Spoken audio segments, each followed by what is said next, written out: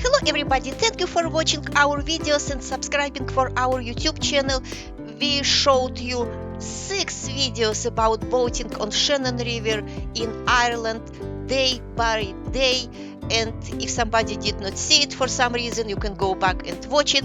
And we went from Carrick-on-Shannon to Portumna and made a few stops, and you saw Jamestown, Drumod, Lanesborough, Athlone, Clonmacnoise, Banagher, and of course Carrick-on-Shannon and Portumna. And I want to tell you that it was October, from October 15 to 22 in 2022. And now it is time to talk what we like and what we don't like about this trip, about the pros and cons.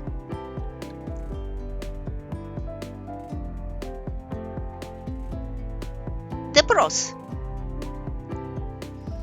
One pro of a riverboat vacation on the Shannon River is that it can be very inexpensive. If there are only 2 of you on the boat and you get a larger and newer boat, that can be a little bit pricey. But if there are 2 couples or 3 couples or even more, then the division of the cost makes it a very inexpensive vacation. You're buying your food for the most part at a grocery store and preparing it on the boat yourself. As we'll cover elsewhere in this video, the cost of moorings is very, very reasonable or free, and so it can be quite an inexpensive vacation. Of course, you have to pay your airfare to get to Ireland, and as I said, if there are only 2 of you, then you need to be careful about which boat you get, because it can be a little pricey if you get a new and modern boat. But except for that, it can be really reasonable, and the more people you have, the more reasonable it is.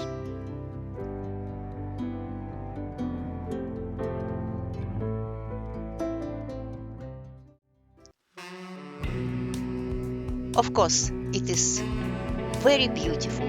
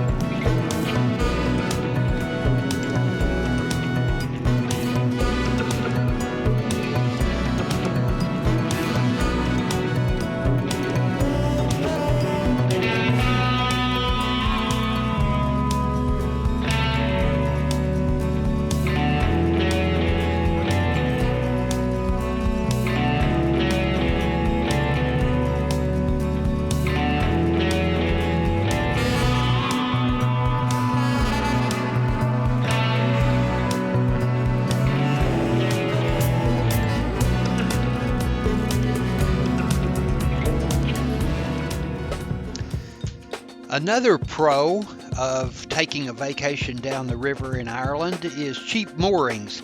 Actually, there are several ways in which this vacation can be very reasonably priced, and one of them is that the cost of mooring your boat at night is really very reasonable, especially compared to moorings at typical marinas. Although you don't have mooring balls or anything of that sort, what you do have are 2 types of moorings, both of which are very reasonable. First of all, there's tying up at city docks or city quays. Those are either completely free, or if they have electricity, there may be a small charge for the electricity. But even if they charge for electricity, it's probably no more than $15 US. And if they don't have electricity, in our experience, the mooring at city quays was completely, totally free. And every little town has one, so it's a very inexpensive place to tie up your boat for the evening. The other option that you have are private marinas. But private marinas in the Shannon River are also very reasonably priced. For example, we tied up at a private marina that it had full service, including water and electricity and even Wi-Fi, and the cost for one night was 15 euros. So even if you go to a private marina, and there are a number of them on the river, the cost is extremely reasonable.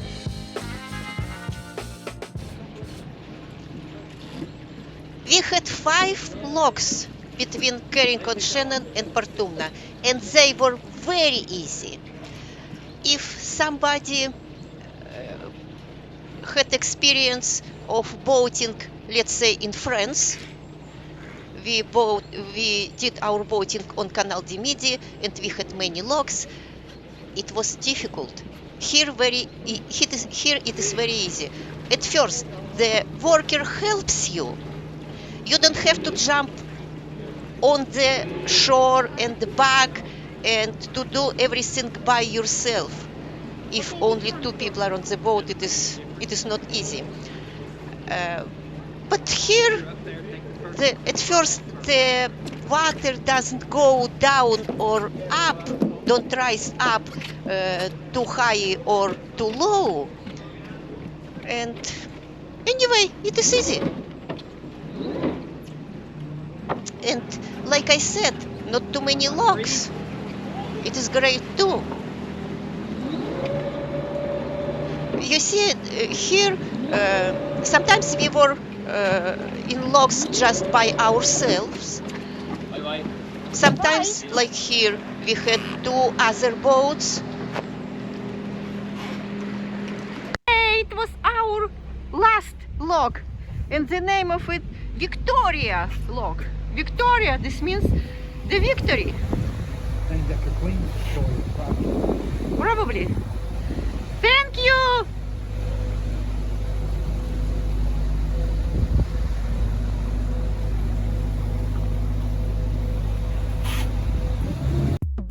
Certainly a pro of our trip on the Shannon River was that it was the very best way to see rural Ireland, including the small towns and the farmland and so forth.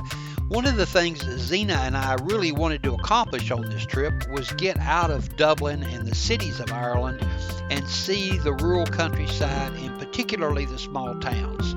We're both from small towns, we both like small towns, and we wanted to see what they were like and get a feel for the Irish rural culture and life.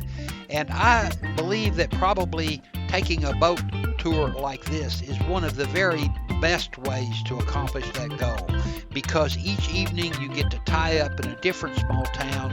You get to walk around the town, visit the local businesses, eat in the local restaurants, shop at the local stores, and meet people on the street and talk with them. In addition, you're going through countryside, and often countryside where even the highways don't go, and so you see a lot of Irish countryside that would be difficult to see even if you took a car trip around the island. So it's a great place to get a feel for rural Irish culture and countryside.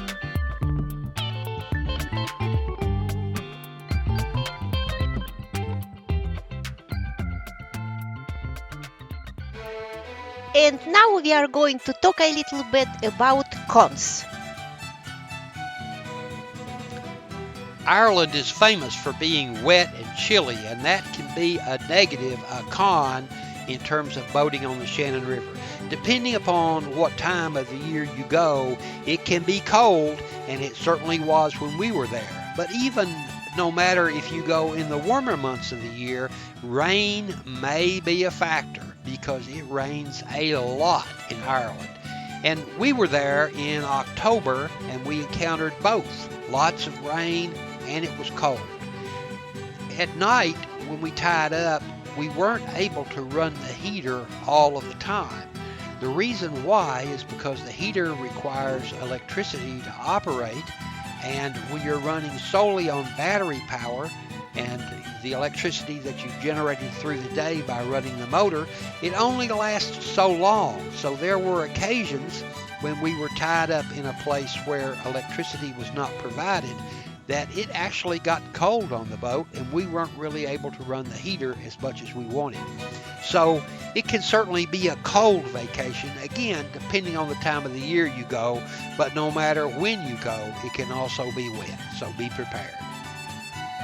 One example of this is the fact that we had to stay in the little town of Drumod 2 nights because the weather got really nasty, the wind picked up, it was really rough on the river, and the rain was coming down in torrents. So not only was it frigidly cold, but it was also extremely wet, extremely windy. The water was bouncing around, and it was way too miserable and even dangerous to get out on the river that day. So an extra day was wasted, if you want to call it that. It wasn't really a waste, but was spent tied up for an extra day in Drumod. And another actually very strong con. You can't stop anywhere you want. You can't dock in any place you decided to dock on the Shannon River because of many shallow places. You have to stay in the navigation channel, and all the time I compare this river, this boating on the Shannon River with our boating in France on the Canal de Midi. There, if you decide to stop for the night, if it is dark, you just stop, you just moor somewhere. The depth is right for your boat, but not here. Here you have to plan in advance where you are going and be ready to not motor in the night. It is very dangerous.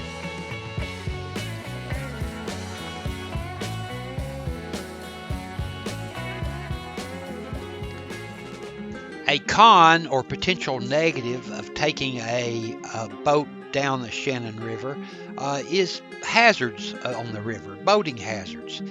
Zena and I have sailed on the ocean a number of times. We have taken a boat down the canals of France, and we have been out on lakes in the United States. And compared to those boating experiences, there are significant hazards of going down the Shannon River.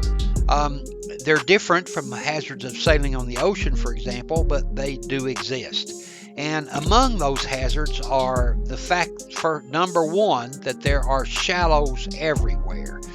There certainly is a marked channel, but you have to constantly be sure that you stay in that marked channel, because outside the channel is shallow, and it is the easiest thing in the world to run aground. And in fact, that's why you can't tie up overnight just anywhere you like, is because the boat requires too much water to get out of the channel, and so shallows are a big obstacle and hazard if you don't want to run aground. Related to that, I suppose, is the fact that you're on a river which is a moving body of water, unlike a canal, and there are currents pretty much everywhere, and in some cases where the river gets narrow or for some other reason the current strengthens, it can be very strong, very powerful, and make your life somewhat difficult. For example, if you're trying to dock on the river in a fast current, that's a very tricky operation, and you really have to be careful and have some degree of skill and knowledge in order to do that. The currents can push you out of the navigable zone of the river, out of the channel, and cause you to run aground if you're not paying attention. The currents can really cause you a problem in a number of ways. Also, there are obstacles on the river of various types. There are rocks sticking up. There are many tree stumps and tree trunks.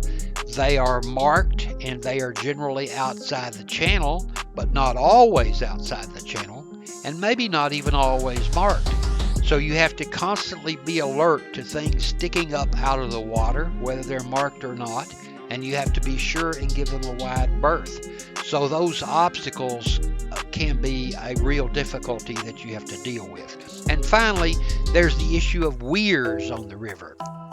Weirs exist because the river is a moving body of water. A weir is a place where the elevation of the river changes to go, the water flows downhill, or in some other way the channel is separated off from another part of the river that's going in another direction. And that weir causes, there's a current that represents the water that is going across the weir or down the weir in the case of a change of level, and that current will tend to pull you out of the channel and over into the danger zone, which is the weir itself. So let's say, for example, that your boat is coming up on a junction where you're going downstream, and it's a junction where another river flows into the main branch, or maybe it makes more sense to say that you're going upstream.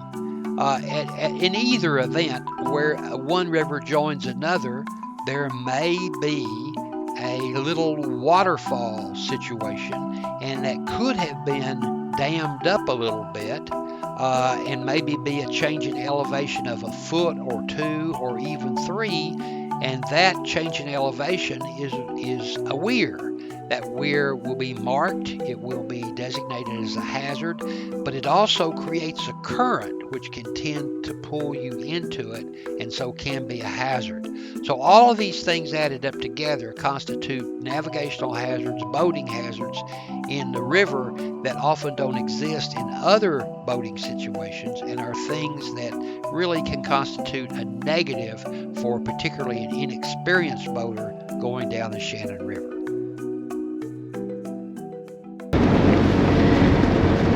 We are approaching Portumna. This means our boat canal trip is over, right? It is, and I don't think I would ever come back unless maybe it was in June or July or August. Let me just say that even though I wouldn't want to do it again at this time of the year, it has been an adventure. It reminds you that you're alive, and it's certainly a lot better than staying at home and watching TV. So in that sense, it's been fun, but as much fun as you can have in bad weather on a boat. That's about all I can say. I agree. I think I lead with more than Ben does. I don't know, but it is cold.